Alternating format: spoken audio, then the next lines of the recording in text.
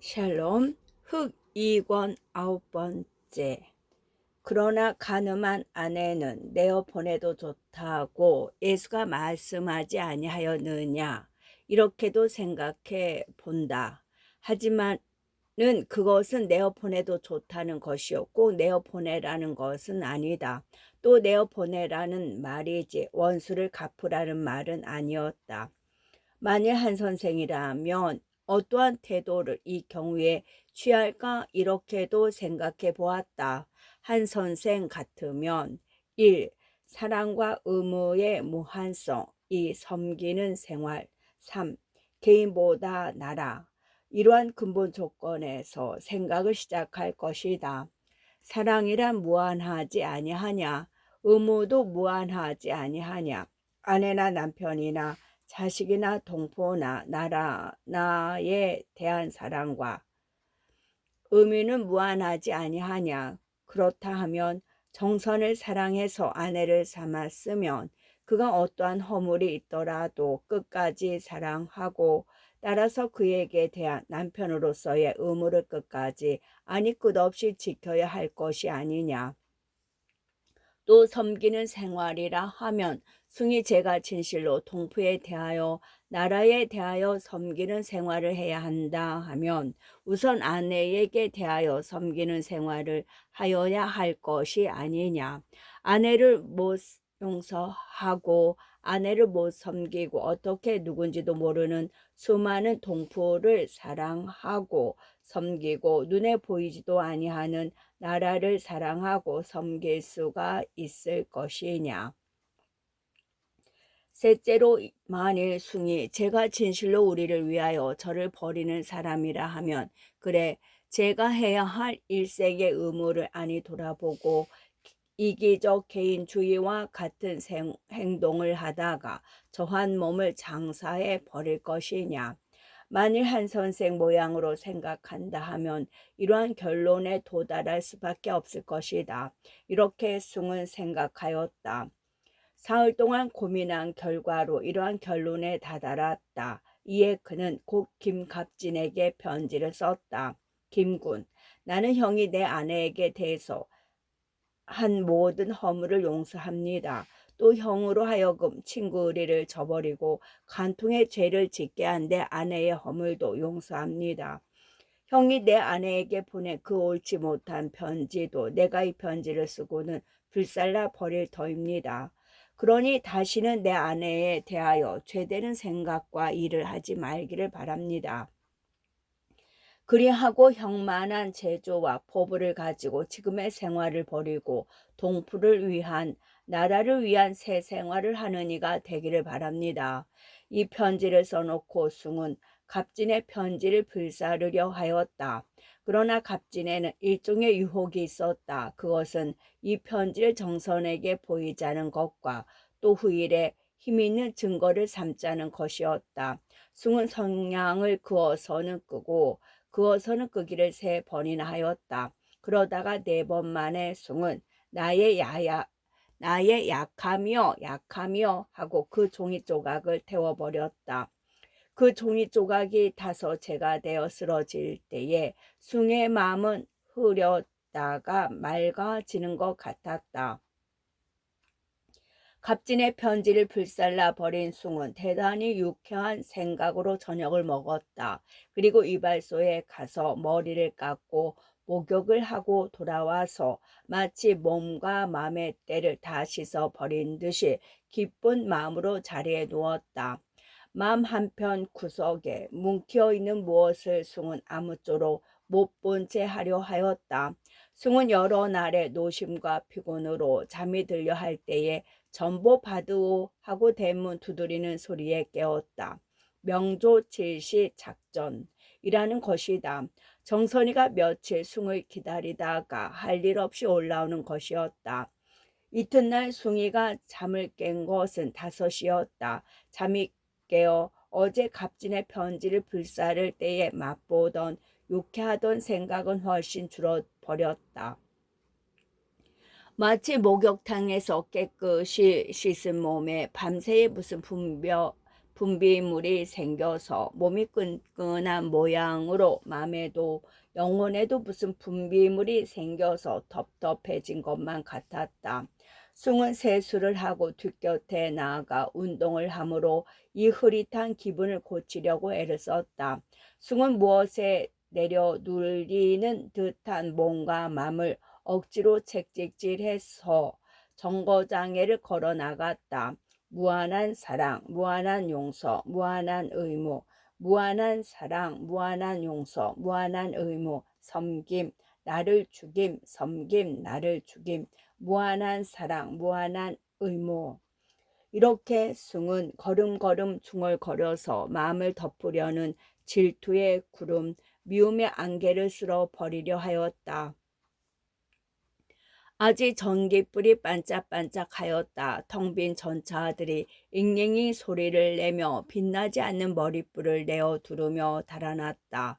까무스름한 안개가 희미하게 집과 길을 쌌다. 이러한 속에서 숭은 무거운 마음을 안고 아내를 맞으러 페이브먼트를 타박타박 올리면서 남대문을 향하였다. 입술은 마르고 혓바닥에는 바늘이 돋았다. 남대문에서부터는 사람들이 많았다. 그것은 다만 남대문 시장으로 들어가는 사람들뿐만이 아니라 일본으로부터 만주로 싸우러 가는 군대가 통과하는 것을 송영하러 가는 학생 행렬과 단체들도 있었다. 정거장은 발 들여놓을 틈 없이 승객과 군대 송영객으로 차 있었다. 숭이가 정선을 기다리는 제1플랫폼에서도 군대를 송영하는 제2플랫폼 광경이 잘 건너다 보였다. 정선이가 탄 열차가 경성역에 들어오기를 기다려서 북으로 향할 군대 열차는 정선의 열차보다 10분가량 먼저 정거장에 들어왔다. 열차가 들어올 때에 송영 나온 군중은 깃발을 두르며 반자의 만세를 부르고 중국 사람의 것과 비슷한 털모자를 쓴 장졸들은 차창으로 머리를 내밀고 화답하였다. 송영하는 군중이나 송영받는 장졸이나 다 피가 끓는 듯하였다. 이 긴장한 애국심의 극적 광경에 숭은 남모르게 눈물을 흘렸다. 고향과 사랑하는 사람들을 두고 나라를 위하여 죽음의 싸움터로 가는 젊은이들, 그들을 맞고 보내며 열광하는 이들, 거기는 평시에 보지 못할 애국, 희생, 용감, 통쾌, 눈물 겨움이 있었다. 감격이 있었다. 숭은 모든 조선 사람에게 이런 감격의 기회를 주고 싶다고 생각하였다. 전장에 싸우러 나가는 이러한 용장한 기회를 못 가진 제 신세가 지극히 힘없고 영광 없는 것 같이도 생각되었다. 이러한 일생의 첫 기회가 되는 용장하고 감격에 찬 생활의 생각을 하고 섰을 때 정선을 담은 차는 콧김을 불며 굴러 들어왔다. 차창에서 서서 내다보는 정선의 적막한 얼굴이 번뜩 보였다. 정선은 플랫폼에 서 있는 남편을 보고 그 소리라도 지르고 싶었다. 그것은 아내가 남편에게 대한 본능이라고 할 만한 것이었다. 그러나 소리를 지른 데야 겹 유리창을 통하여 밖에 들려질 리도 없겠지만은 겹 유리창보다도 더 두꺼운 무엇이 정선의 마음에 부르짖음이 숭의 귀에 들어가지 아니할 것 같이 생각되었다. 더구나 남편은 제게 무슨 비밀이 그동안에 있었는지도 모르고 여전한 아내인 줄 알고 반갑게 마중 나온 것이라고 생각할 때에 몹시 마음이 아팠다. 숭은 아내의 얼굴을 잡고 고차에 올라갔다. 침대 안 타고 왔소? 하고 숭은 반가운 음성으로 물었다. 안 탔어요. 하고 정선은 잠깐 남편의 낯을 바라보고는 가방을 찾는 체하고 고개를 숙여서 외면하였다. 낯이 후끈거리고 가슴이 울렁거림을 깨달았다. 숭은 정선의 짐을 두 손에 들고 앞서서 내려왔다. 반자이 하는 여러 천명 사람의 외치는 소리가 들렸다. 고동 소리가 났다. 정선은 남편의 뒤를 따라서 나가는 대로 향하였다. 남편의 다리의 움직임, 구두의 움직임을 보는 눈도 가끔 아뜩아뜩하였다. 남편이 내 비밀을 알고 저렇게 태어난가, 모르고 저렇게 태어난가 하고 정서는 마치 경관에게 끌려가는 죄인과 같은 생각으로 어디로 어떻게 가는지 모르게 위키 개체 얼굴을 나섰다. 거기서 기다리고 섰던 유월이가 내달아 정선을 맞았다. 무엇 사셨소? 하고 숭은 짐을 놓고 정선을 돌아보며 물었다. 정선은 애원하는 눈치로 남편을 바라보며 말없이 고개를 흔들었다. 숭은 택시를 불러 짐을 싣고 유월이더러 먼저 집으로 들어가라고 이르고 가서 차나 한잔 먹고 갑시다. 추워 하고 앞섰다. 정선은 말없이 뒤를 따라 섰다. 살려올 아무 일도 없었소 하고 숭은 아내의 외투를 벗겨서 걸면서 물었다. 별일 없어요 하고 정선은 자리에 앉는다. 숭도 자리에 앉아서 아내를 바라봤다. 정거장 앞에서 갑진과 함께 자동차를 타고 갑진의 팔이 정선의 어깨 뒤로 돌아와 놓였던 그때 광경이 숭의 눈앞에 번쩍 보인다. 숭의 입에는 쓴 침이 돌았다. 아침밥 하여 보이에게 시키고 숭은 일어나려는 마음의 물결을 억지로 진정하면서 무슨 말을 할 것인가를 찾았다. 이번 가보니까 살려울이 마음에 듭디까 하고 숭은 억지로 웃어 보였다. 정선은 말없이 고개만 끄덕끄덕 하였다. 목이 메어 말이 나오지를 아니하는 것이었다. 살려올 사람들은 다 좋은 사람들이요. 그 사람들은 다 제 손으로 벌어서 제 땀으로 벌어서 밥을 먹고 밤낮에 생각하는 일도 어떻게 하면 쌀을 많이 지을까? 어떻게 하면 거름을 많이 만들까? 어떻게 하면 가마를 많이 짜서 어린 것들 설빔을 해줄까? 집에 먹이는 소가 밤에 춥지는 아니한가? 아침에는 콩을 좀 많이 두어서 만나게 죽을 수 먹어야겠다 이런 생각들만 하고 있다오. 서울 사람들 모양으로 어떻게 하면 힘 안 들이고 돈을 많이 얻을까? 어떻게 하면 저 계집을 내 것을 만들까? 저 사내를 내 것을 만들까? 이런 생각은 할 새가 없지요. 나는 살려울이 그립소. 당신은 어떻소? 당신은 살려울 가서 정직하게 부지런하게 견박하며 땀 흘리고 남을 위하는 생활을 할 생각이 아니나오 하고 숭은 정선을 바라보고 한숨을 지었다. 내가 살려울 가서 무엇을 하겠어요? 나 같은 것이 거기 가서 무얼 할 게 있나? 하고 정선도 한숨을 쉬었다. 왜 할 게 없어? 밥도 짓고 빨래도 하고 김도 매고 그리고 또 틈이 있으면 동네 부인들과 아이들 글도 가르치고 또 당신 음악 알지 않소? 동네 사람들 음악도 들려주고 왜 할 게 없소? 할 게 많아서 걱정이지 할 게 없어. 서울에서야말로 할 게 없어. 서울서 무얼 한단 말이오. 당신 학교 졸업하고 나서 무엇 한 거 있어?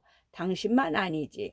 공연히 농민들이 애써 지은 밥 먹고 여직공들이 애써 짠 옷 입고 그리고 사람들 많이 부리고 그리고는 하는 것이 무엇이란 말이오. 서울에 있겠거든 무슨 좋은 일을 하든지 그렇지 아니면 저 먹을 밥, 저 입을 옷이라도 제 손으로 지어 입는 것이 옳지 않소. 적어도 남의 신세는 아니진단 말이오. 남의 노동의 열매를 도적질은 아니한단 말이오. 이건영이니 김갑진이니 하는 사람들이 다 홈이 자루를 들고 농사만 짓게 되더라도 세상 죄악은 훨씬 줄고 농민 노동자의 고생도 훨씬 덜어질 것이오. 안 그렇소? 하고 숭은 책망하는 듯한 눈으로 정선을 보았다. 걱정 마세요. 하고 정선은 양미간을 한번 찡그리면서 아무러기로 내가 당신 거 얻어먹지는 아니할 사람이니 염려 마세요. 나는 죽으면 죽었지. 밥 짓고 빨래하고 김 매고 그런 일은 못해요.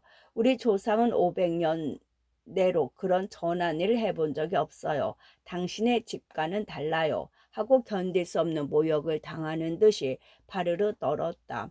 그리고 손에 들었던 면보를 접시에 내어 던졌다. 숭도 정선이 이 의외의 반응에 일변 놀라고 일변 분개하였다. 그래서 참으리라는 의지력이 바랄 새 없이 당신 집에서는 조상적부터 김 매고 밥 짓는 전한 일은 한 적이 없고 남편을 배반하고 남편을 복종하지 아니하는 일은 한 적이 있어. 당신이 하는 일이 전한 일이지. 내가 당신도로 하라는 일이 전한 일이지. 당신의 재주와 교양으로 한번 판단해 보시오. 하고 주먹으로 식탁을 쳤다. 식탁 위에 놓인 그릇들이 덜그덕하고 소리를 내고 떨었다. 숭의 이 말은 정선의 가슴에다가 큰 말뚝을 박는 것과 같았다.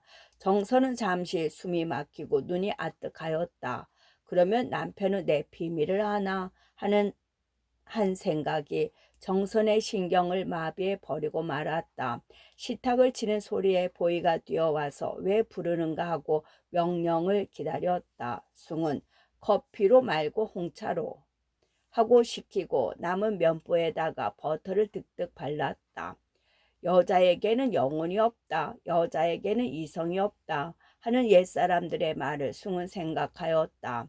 정선의 추리 작용의 움직임이 어떻게 비논리적이고 도덕 관념에 연합되는 양이 어떻게도 열등임에 숭은 놀라지 아니할 수가 없었다. 더불어 이치를 말할 수 없다 하는 반감까지도 일어나서 숭은 대단한 불쾌를 느꼈다. 고개를 숙이고 앉아서 해머 에그스의 달걀을 포크로 찍어서 입에 넣는 정선의 눈에서는 눈물이 떨어지는 것이 숭의 눈에 보였다. 정선의 눈물은 숭의 가슴을 아프게 하였다. 숭에게 정선은 대단히 사랑스러웠다. 첫째, 정선은 아름다웠다. 그의 얼굴, 그의 눈, 코, 입, 귀, 살갗, 몸매시, 음성 어느 것이나 하나도 숭의 마음에 들지 아니하는 것이 없었다.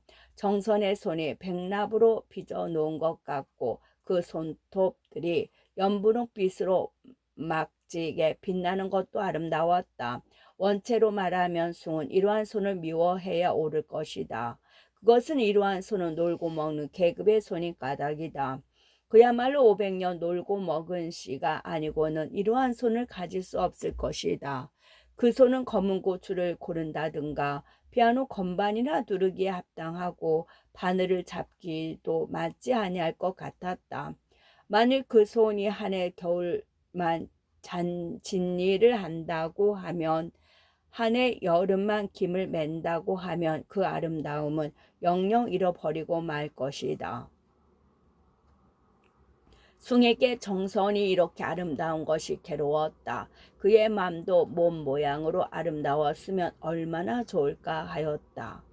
이 앞에서는 어떻게 할 테요? 살려로 날 따러 갈 거요? 서울 있을려고? 하고 숭은 화두를 돌렸다. 정서는 지금 제가 저지르고 있는 죄만 쓰러지고 나타나지 아니할 양이면 아무렇게도 하여도 좋을 것 같았다. 만일 제 비밀이 숭에게 단로가 되어서 숭이 그것을 들고 나는 날이면 정선의 일생은 망쳐지는 것이 아니냐. 아버지에게도 버림을 받을 것이요 세상에서도 버림을 받을 것이다. 정선은 신마리아라는 여자의 일생을 생각한다. 그는 늙은 남편의 아내가 되었다가 젊은 남자와 예배당 찬양대에서 서로 사랑하게 되어서 마침내 그 남자의 씨를 베고 간통죄로 남편의 고소를 당하여 6개월 징역을 짓고 나와서는 그 친정에서까지 쫓겨나와서 카페에 여급으로 다니는 것을 생각한다. 제 일생도 그와 같지 아니할까. 그것은 전혀 숭에게 달린 것이다.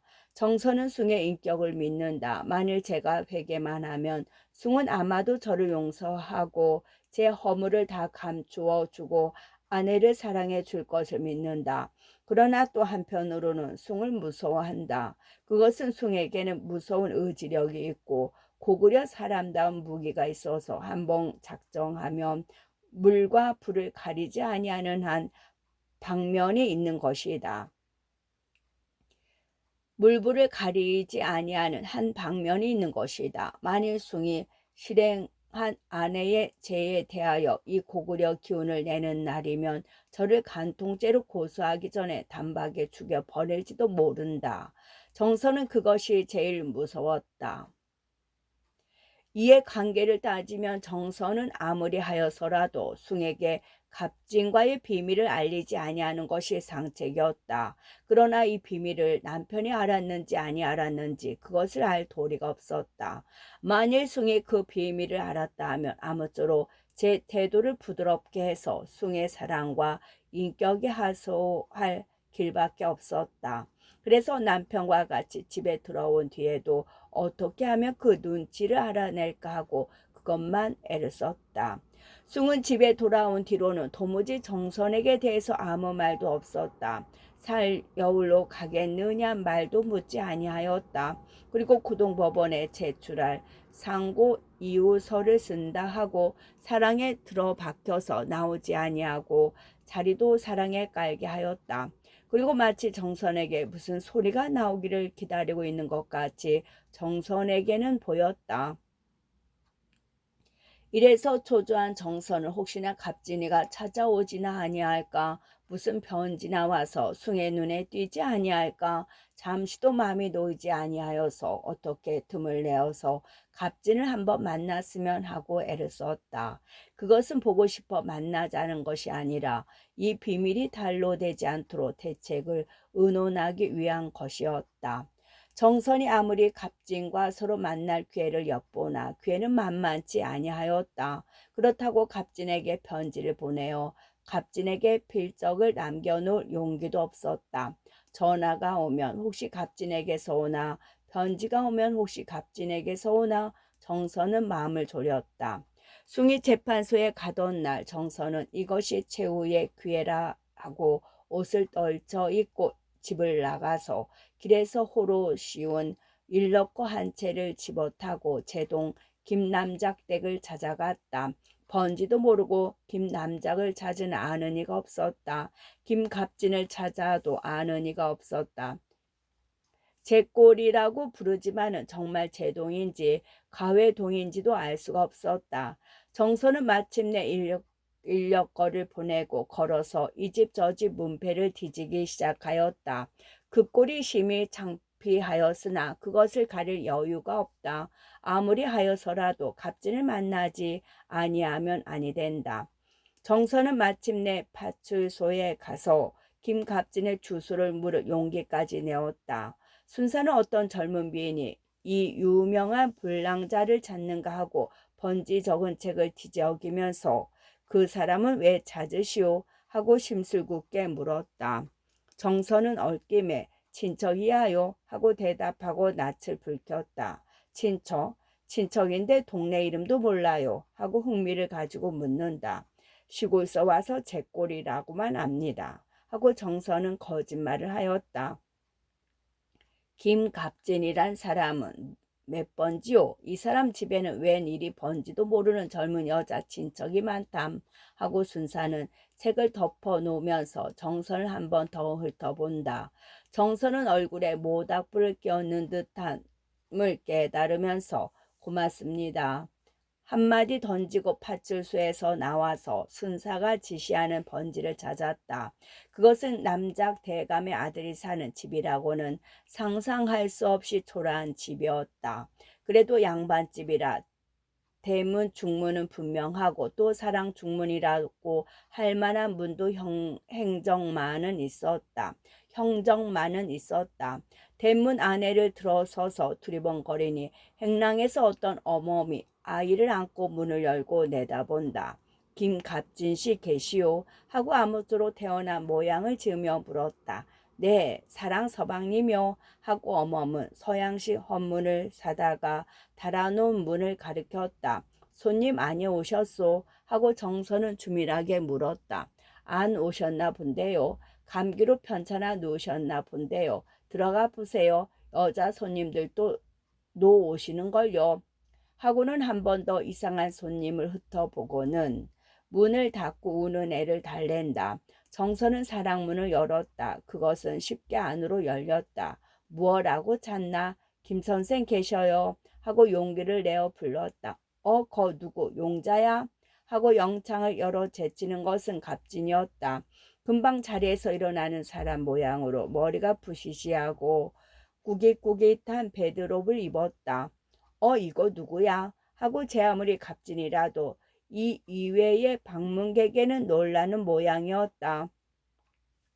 정선이가 하도 쌀쌀하게 구는데 갑진은 좀 무안하였다. 그리고 다음 순간에는 아니 꼰 계집년이라고도 생각하였다. 그러나 동시에 정선의 심상치 아니한 태도에는 갑진도 염려가 아니 될 수 없었다. 갑진은 심상치 않기로 무슨 상관이야. 형편 따라서 잡아뗄 게면 떼고 또 정선이를 좀 더 가지고 놀 수 있으면 놀면 그만이지.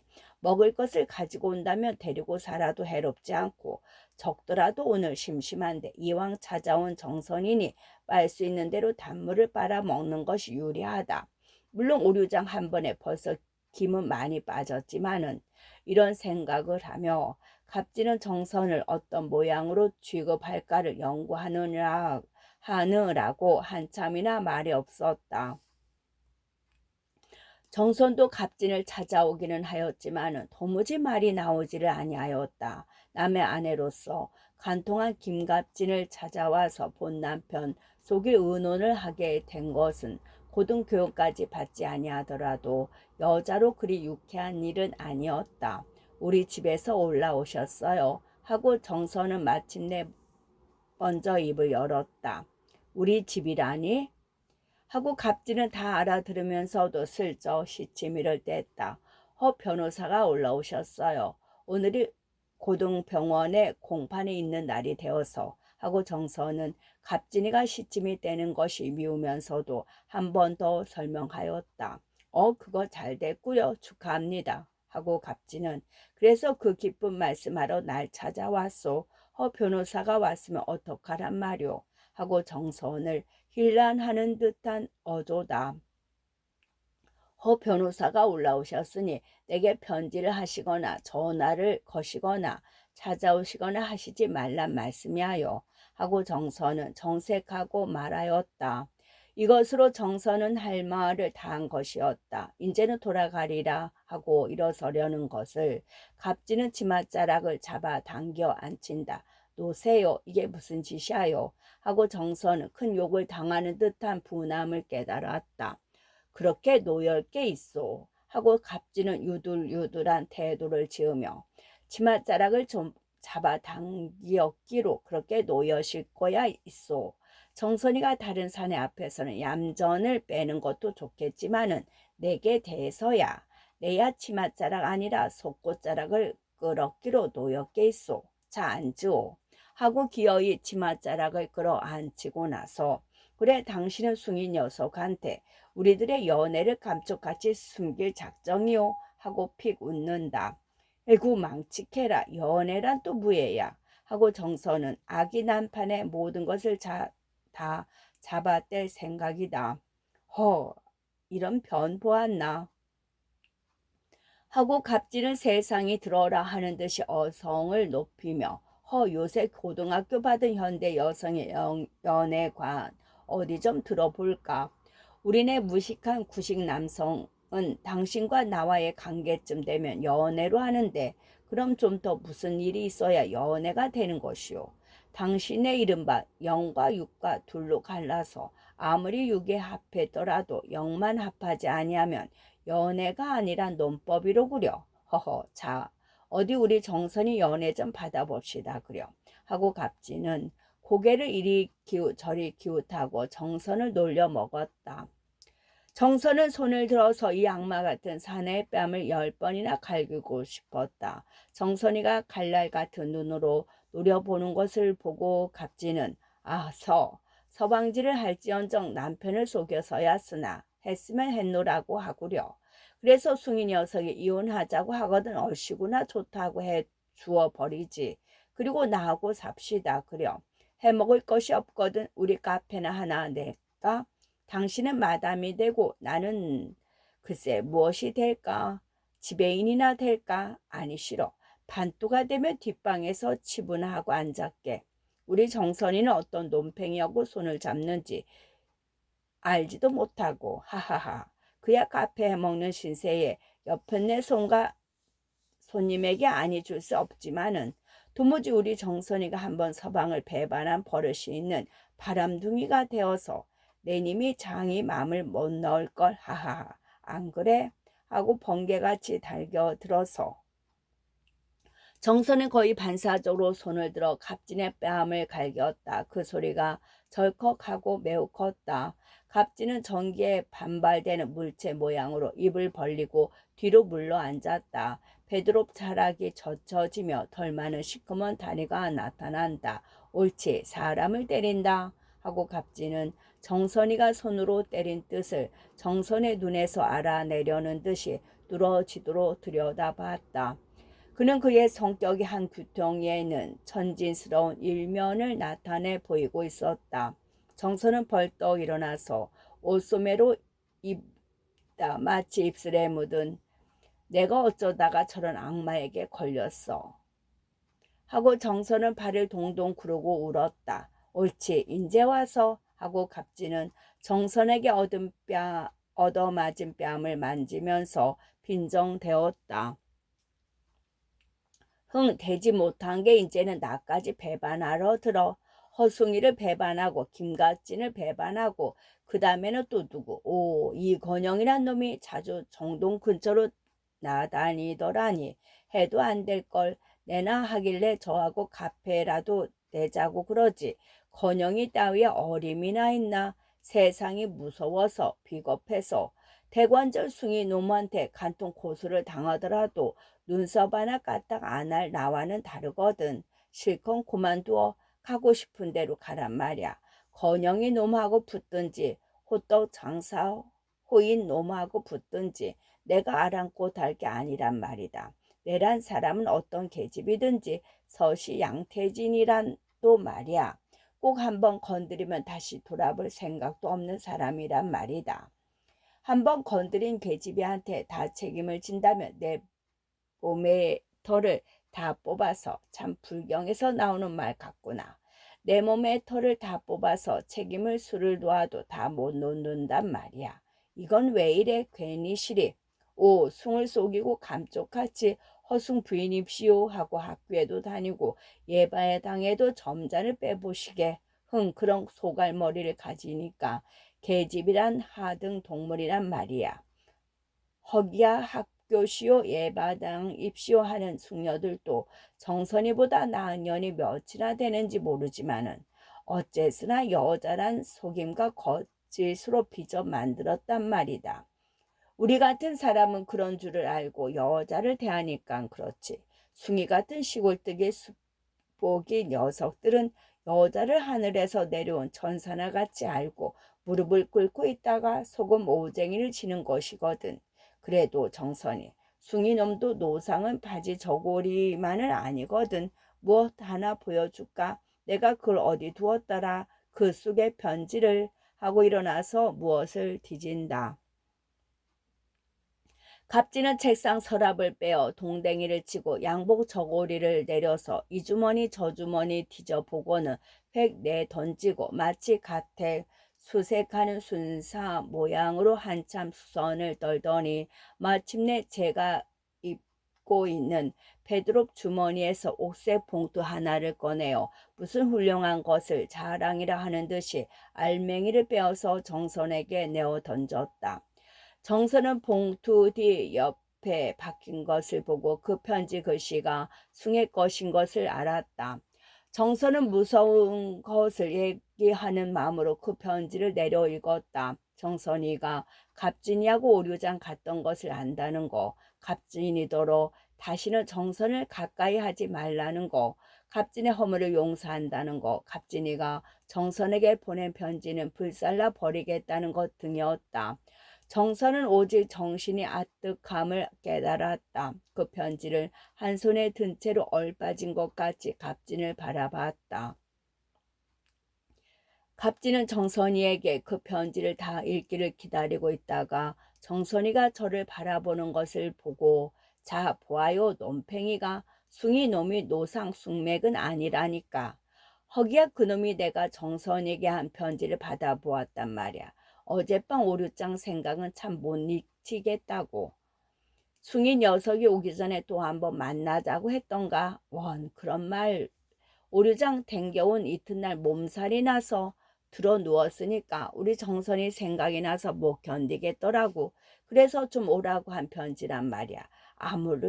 아무리 기다리니 생전 와야지. 왜 안 왔어? 하고 정선을 한번 흘겨보고, 아무려나 숭이 녀석이 쑥은 쑥이거든. 그래, 제 계집을 빼앗은 사내들을 용서해 주마는 다 무해야.